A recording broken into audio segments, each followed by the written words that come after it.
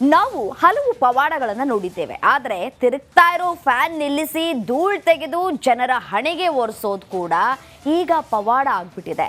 ಇದೇ ಈಗ full trending ನಲ್ಲಿದೆ. ನಕಲಿ ಲಡ್ಡು ಮುತ್ಯಾನ ಅಸಲಿ ಕಥೆಯನ್ನ ಒಮ್ಮೆ ನೀವು ನೋಡಿ.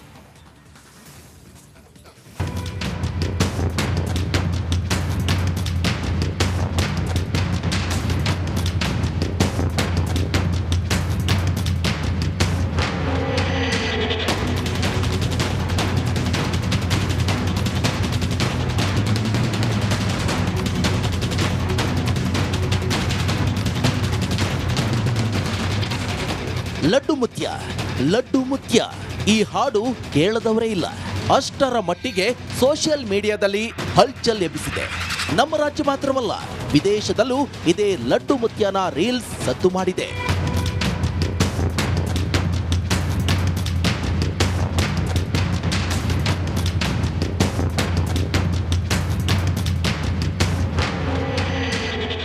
ಈ ವಿಶೇಷ ಚೇತನ ತಿರುಗೋ ಫ್ಯಾನ್ ಅನ್ನ ನಿಲ್ಲಿಸಿ ಅದರ ಧೂಳನ್ನ ಭಸ್ಮದ ರೀತಿ ಹಚ್ಚಿದ್ದಾರೆ. ಈಗಂತೂ ಎಲ್ಲರೂ ಅದನ್ನೇ ಅನುಕರಣೆ ಮಾಡಿ ರೀಲ್ಸ್ ಮಾಡ್ತಿದ್ದಾರೆ. ಅಸಲಿಗೆ ಈ ವಿಶೇಷ ಚೇತನ ಲಡ್ಡು ಮುತ್ಯ ಅಲ್ಲ, ಇವನು ನಕಲಿ ಫೇಕ್ ಲಡ್ಡು ಮುತ್ಯ. ಯಾವ ಪವಾಡವೂ ಇಲ್ಲ, ಬದನೆಕಾಯೂ ಇಲ್ಲ. ಅಷ್ಟಕ್ಕೂ ಅಸಲಿ ಲಡ್ಡು ಮುತ್ಯ ಯಾರು ಅಂತ ತೋರಿಸ್ತೀವಿ ಬನ್ನಿ.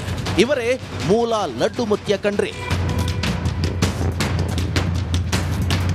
ಬಾಗಲಕೋಟೆಯ ಸಿಮಿಕೇರಿಯ ಗ್ರಾಮದಲ್ಲಿ ಲಡ್ಡು ಮುತ್ಯನ ಮಠ ಇದೆ. ಈ ಮಹಾನ್ ಪವಾಡ ಪುರುಷರು ಗದ್ದುಗೆಗೆ ಸೇರಿ ಅದೆಷ್ಟೋ ವರ್ಷ ಆಗಿದೆ. ಆದ್ರೀಗ ಅವರ ಕಾಮಿಡಿ ರೀಲ್ಸ್ ಮಾಡ್ತಿರೋದಕ್ಕೆ ಮಠದ ಸಿಬ್ಬಂದಿ ನಮ್ಮ ಭಾವನೆಗೆ ಧಕ್ಕೆ ಆಗಿದೆ ಅಂತ ಆಕ್ರೋಶ ವ್ಯಕ್ತಪಡಿಸುತ್ತಿದ್ದಾರೆ. ಈಗ ನಕಲಿ ಲಡ್ಡು ಮುತ್ಯ ಅಂಥೇಳಿ ಗದಗ ಹುಬ್ಳಿ ಅಲ್ಲಿ ಇಲ್ಲಿ ಏನೇನೋ ನಡೆಸ್ಯಾರ, ಅವೆಲ್ಲ ನಂಬಾರ್ದು. ಇಲ್ಲಿ ಸಿಮಿಕೇರಿ ಬಾಗಲಕೋಟ್ಲಿಂದ ಗದ್ದನಕೆರೆ ಕ್ರಾಸ್ ಸಿಮಿಕೇರಿ ಹತ್ರ ದೊಡ್ಡ ಮಠ ಇದೆ ಲಡ್ಡು ಮುತ್ಯಾರ್ದು. ಯಾರೋ ಭಕ್ತ ಬರ್ಬೇಕಾದ್ರೆ ಇಲ್ಲೇ ಬರಬೇಕು. ಈತ ನಕಲಿ ಲಡ್ಡು ಮುತ್ಯ ಬೆಳಗಾವಿ ಜಿಲ್ಲೆ ಮೂಲದವನು ಅಂತ ಹೇಳಲಾಗುತ್ತಿದೆ. ಬಟ್ ಇಲ್ಲಿವರೆಗೂ ಕೂಡ ಯಾರೂ ಕೂಡ ದೂರು ಕೊಟ್ಟಿಲ್ಲ. ಸೋಷಿಯಲ್ ಮೀಡಿಯಾ ಪ್ಲಾಟ್ಫಾರ್ಮ್ದಲ್ಲಿ ಕೂಡ ನಮ್ಮವರು ಕೂಡ ಚೆಕ್ ಮಾಡ್ತಾ ಇದ್ದಾರೆ. ಆ ಥರ ಏನಾದರೂ ದುರುಪಯೋಗ ಪಡಿಸ್ಕೊಂಡಿದ್ರು ಸೋಷಿಯಲ್ ಮೀಡಿಯಾ ಅಂತಂದ್ರೆ ಖಂಡಿತವಾಗಿಯೂ ಕೂಡ ಪೊಲೀಸ್ ಇಲಾಖೆ ಅವ್ರ ಮೇಲೆ ಕ್ರಮ ತಗೊಂಡು. ಪವಾಡ ಪುರುಷ ಲಿಂಗೈಕ್ಯ ಲಡ್ಡು ಮುತ್ಯ ಹೆಸರಲ್ಲಿ ನಕಲಿ ಲಡ್ಡು ಮುತ್ಯ ವೈರಲ್ ಆಗುತ್ತಿದ್ದಾನೆ. ಅದಕ್ಕೆ ಹೇಳೋದು ಇದು ಸೋಷಿಯಲ್ ಮೀಡಿಯಾ ಜಮಾನ ಅಂತ.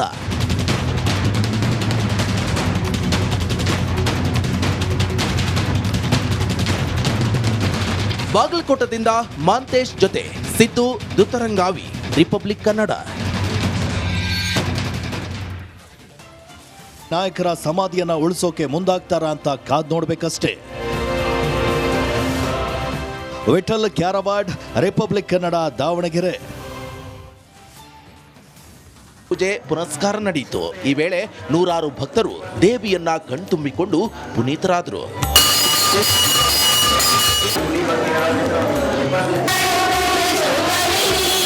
ಮೂಲ ದೇವಸ್ಥಾನವನ್ನ ಹಕ್ಲಮರಿಯಮ್ಮ ದೇವಸ್ಥಾನ ಅಂತ ಕರೆಯಲಾಗುತ್ತದೆ. ಈ ದೇಗುಲದಲ್ಲಿ ಸುಮಾರು 37 ದೇವರ ಮೂರ್ತಿಗಳನ್ನ ಪ್ರತಿಷ್ಠಾಪಿಸಲಾಗಿದೆ. ಇದಕ್ಕೆ ದೇವಿ ಪಂಚಾಯತ್ ಅಂತ ಕರೆಯಲಾಗುತ್ತೆ. ಇನ್ನು ಒಂದೇ ಗರ್ಭಗುಡಿಯಲ್ಲಿ ನವದುರ್ಗೆಯರು ಮೂರ್ತಿಗಳಿರುವಂತಹ ದೇವಸ್ಥಾನಗಳು ರಾಜ್ಯದಲ್ಲಿ ವಿರಳವಾಗಿದೆ. ಒಂದು ಮಂಗಳೂರಿನಲ್ಲಿ ಇದ್ರೆ ಇನ್ನೊಂದು ಹಾವೇರಿಯಲ್ಲೇ ಇರೋದಂತೆ. ಈ ನವದುರ್ಗ ದೇವಸ್ಥಾನ ಮೂಲ ಹಕ್ಕಲು ಮರಿಯಮ್ಮ, ಇದು ಹಾವೇರಿಯ ರೈಲ್ವೆ ಸ್ಟೇಷನ್ನ ಬಳಿ ಇದೆ. ಇಲ್ಲಿ ದುರ್ಗೆಯ 9 ಅವತಾರವನ್ನು ಕೂಡ ಒಂದೇ ಗರ್ಭಗುಡಿಯಲ್ಲಿ ಪ್ರತಿಷ್ಠಾಪನೆಯನ್ನು ಮಾಡಿದ್ದಾರೆ. ಇಲ್ಲಿ ನವರಾತ್ರಿಯನ್ನು ಬಹಳ ವಿಜೃಂಭಣೆಯಿಂದ ಆಚರಣೆ ಮಾಡ್ತಾರೆ. ಹಕ್ಕಲು ಮರಿಯಮ್ಮ ದುರ್ಗಮ್ಮ ಅಷ್ಟೇ ಇದ್ದರು. ಅವಾಗ ಬಗ್ಗಿ ಬಂದು ಒಂದೇ ನಿಂತು ಹೋಗೋಕೆ ಒಂದು ದಾರಿ ಇರಲಿಲ್ಲ. ಅಷ್ಟು ಸಣ್ಣ ಗುಡಿ ಇದ್ದು ದೇವಸ್ಥಾನ. ಒಂದು ಹಿಂದೆ ಬೇವಿನ ಮರ ಇತ್ತು, ಅದಕ್ಕೆ ಸಿಡ್ಲು ಬಡ್ದು ಅದು ಶಿಥಿಲಾವಸ್ಥೆ ಬಂದಾಗ ಇದೆಲ್ಲ 1995 ಇದು ಕಟ್ಟಲಿಕ್ಕೆ ಪ್ರಾರಂಭ ಆಯ್ತು. ಅಲ್ಲಿದ್ದ ಇಲ್ಲಿವರೆಗೂ ನವದುರ್ಗೆಯರ ದೇವಸ್ಥಾನ ಅಂದ್ರೆ ಅತಿ ಪ್ರಸಿದ್ಧವಾದ ದೇವಸ್ಥಾನ ಇದು. ಇನ್ನು ಈ ದೇವಸ್ಥಾನ 1905ರಲ್ಲಿ ಸ್ಥಾಪನೆಯಾಗಿತ್ತು. 1905ರಲ್ಲಿ ಕಲ್ಲಿನ ಮೂರ್ತಿಗಳನ್ನ ಇಟ್ಟು ಪೂಜೆ ಮಾಡ್ತಿದ್ರು. ಬಳಿಕ 2009ರಲ್ಲಿ ನವದುರ್ಗೆಯರ ದೇವಸ್ಥಾನ ಸೇರಿದಂತೆ ಸುಮಾರು 38 ದೇವರ ಮೂರ್ತಿಗಳನ್ನ ಇಲ್ಲಿ ಸ್ಥಾಪಿಸಿ ಪೂಜೆ ಮಾಡ್ತಿದ್ರು. ಈ ದೇವಸ್ಥಾನಕ್ಕೆ ವರ್ಷದಿಂದ ವರ್ಷಕ್ಕೆ ಭಕ್ತರ ಸಂಖ್ಯೆ ಹೆಚ್ಚಾಗ್ತಿದೆ. ದಿನವೂ ಒಂದೊಂದು ಬಣ್ಣದ ಸೀರೆಯುಟ್ಟು ನಾನಾ ಬಗೆಯ ಪೂಜೆ ಸಲ್ಲಿಸಲಾಗುತ್ತೆ ಅಂತಾರೆ ಬಂದ ಮಹಿಳಾ ಭಕ್ತರು. ಇವತ್ತು ಫಸ್ಟ್ ಡೇ ಶೈಲಪುತ್ರಿ ಹಳದಿ ಕಲರ್ ಇವತ್ತು. ಸೊ ಎಲ್ಲರೂ ಸಾಯಂಕಾಲ ಒಂದೇ ಥರ ಕಲರ್ ಸೀರೆ ಉಟ್ಕೊಂಡು ಬಂದು ಇಲ್ಲೇ ದೇವಿಗೆ ಪೂಜೆ ಮಾಡ್ತಾರೆ. ಎಲ್ಲ ದೇವರು ಒಂದೇ ಕಡೆ ಇರೋದ್ರಿಂದ ಇಲ್ಲೇ ಬಂದು ಎಲ್ಲರೂ ದರ್ಶನ ತಗೊಳ್ಳೋದ್ರಿಂದ ಒಳ್ಳೆಯದಾಗುತ್ತೆ. ಈ ವಿಶೇಷ ದೇವಾಲಯ ಹಾವೇರಿಯಲ್ಲಿ ಸ್ಥಾಪನೆಯಾಗಿರುವುದು ಏಲಕ್ಕಿ ನಾಡಿನ ಜನರಿಗೆ ಸೌಭಾಗ್ಯವೇ ಹೌದು. Maruti BM, republic Kannada, Haveri. Hello ನಮಸ್ತೆ, ರಿಪಬ್ಲಿಕ್ ಕನ್ನಡಗೆ ಸ್ವಾಗತ. ನಾನು ರಮ್ಯ ರಮೇಶ್. ಕಡಲ ತಡಿಯಲ್ಲಿ ದಸರಾ ಸಂಭ್ರಮ ಮನೆ ಮಾಡಿದೆ. ನವದುರ್ಗಿಯರ ಮೂರ್ತಿ ಪ್ರತಿಷ್ಠಾಪನೆ ನೋಡೋದೇ ಆನಂದ. ಈ ಅದ್ಭುತ ದೃಶ್ಯವನ್ನ ಕಣ್ತುಂಬಿಕೊಳ್ಳುವುದಕ್ಕೆ ಸಾವಿರಾರು ಭಕ್ತರು ಕೂಡ ಆಗಮಿಸ್ತಾ ಇದ್ದಾರೆ. ಆ ಕುರಿತ ಒಂದು ವರದಿ ಎಲ್ಲಿದೆ ನೋಡಿ. ಕಡಲ ನಗರಿಯಲ್ಲೂ ದಸರಾ ಸಂಭ್ರಮ,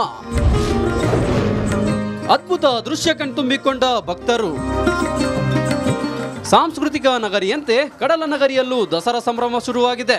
ಕುದ್ರೋಳಿ ಶ್ರೀ ಗೋಕರ್ಣನಾಥ ಕ್ಷೇತ್ರದಲ್ಲಿ ನವರಾತ್ರಿ ಮಹೋತ್ಸವ ಮಂಗಳೂರು ದಸರಾಕ್ಕೆ ನಿನ್ನೆ ವಿದ್ಯುಕ್ತ ಚಾಲನೆ ದೊರೆತಿದೆ. ಎಲ್ಲಾ ದೇವರುಗಳನ್ನು ಏಕಕಾಲಕ್ಕೆ ಪ್ರತಿಷ್ಠಾಪಿಸಲಾಗಿದ್ದು ಪೂಜೆ ಮಾಡಲಾಗುತ್ತೆ.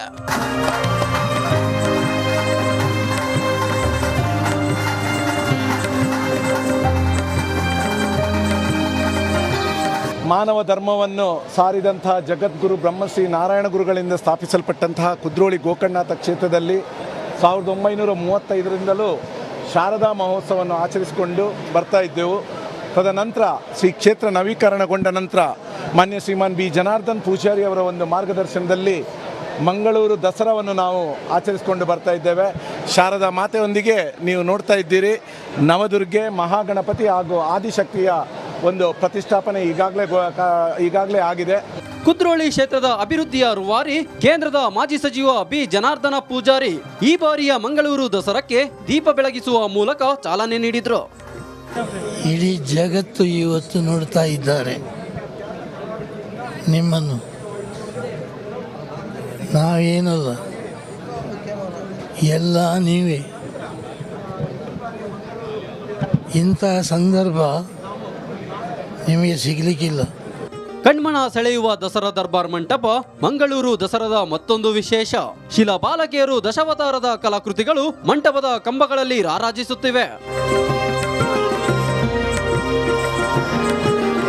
ಪ್ರತಿನಿತ್ಯ ಧಾರ್ಮಿಕ ಸಾಂಸ್ಕೃತಿಕ ಕಾರ್ಯಕ್ರಮಗಳು ನಡೆಯಲಿವೆ. 13ರ ಸಂಜೆ ವೈಭವದ ಶೋಭಾಯಾತ್ರೆ ನಡೆಯಲಿದ್ದು 14ರ ಬೆಳಗ್ಗೆ ಕದ್ರೋಳಿ ಕೆರೆಯಲ್ಲಿ ಮೂರ್ತಿ ವಿಸರ್ಜನೆ ನಡೆಯಲಿದೆ.